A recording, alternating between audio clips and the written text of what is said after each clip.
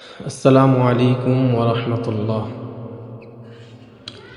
আপনি যখন আপনার শত্রু চিনে যাবেন, তখন আপনার প্রথম কাজ হলো শত্রুকে সরিয়ে দেওয়া, এবং দ্বিতীয় কাজ হলো শত্রুর মূল উৎপাটন করা।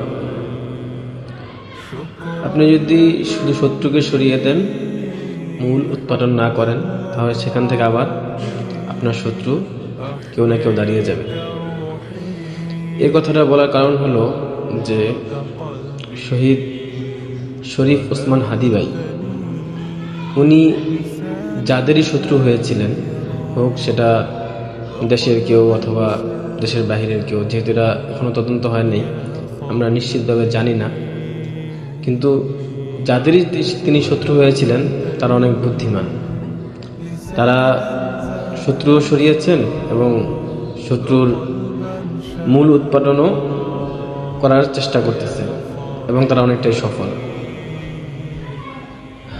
ওসমান হাদি ভাইকে সরিয়ে দেওয়ার পরে তারা ওসমান হাদি ভাইয়ের সহযোদ্ধা এবং তার পরিবারের মধ্যে একটা বিবাদ তৈরি করে দেওয়ার জন্য সবসময় লিপ্ত ছিল, যেটার মোটামুটি ফাইনাল বিবৃতি হলো যে আমরা যেটা দেখলাম যে তার সময়কালীন সহযোদ্ধারা অর্থাৎ ইনকিলাব কালচারাল সেন্টার প্রতিষ্ঠিত হওয়ার সময় যারা দায়িত্বশীল ছিলেন, তারা অনেকেই সেখান থেকে সরে যাচ্ছেন তার পরিবারের কাছে সেটা বুঝিয়ে দিয়ে।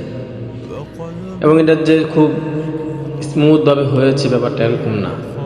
এখানে তাদের দুইটা গ্রুপের মধ্যেই দ্বন্দ্ববিবাদ অথবা মনোমালিন্য, এখন যখন এটা প্রকাশ্যে চলে আসে যে দুইটা গ্রুপের মধ্যে মনোমালিন্যটা যখন প্রকাশ্যে চলে আসে, তখন স্বাভাবিকভাবেই সাধারণ জনগণ দুই পক্ষেরই থাকবে।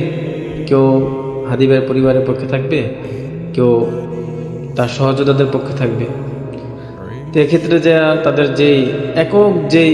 তাদের ইয়াটা ছিল, সমর্থনটা ছিল, সেটা তারা আগে ডিভাইড করে দিচ্ছে, এবং এর মাধ্যমে হাদি ভাইয়ের যেই কালচারাল পরিবর্তনের যেই চেষ্টাটা ছিল সেটাও বন্ধের কাছাকাছি প্রায়। তো যারাই হাদি ভাইকে শত্রু মনে করছেন তারা বুদ্ধিমান। আমরাও আমাদের অনেক শত্রু আমরা জানি অথবা আমরা শত্রু পাই, কিন্তু তার থেকে এড়িয়ে চলি, অথবা শত্রুকে সরাই দেওয়ার পরে আমরা রিল্যাক্স হয়ে যাই, যেটা আমাদের জন্য হিতে বিপরীত হওয়ার আশঙ্কাই বেশি।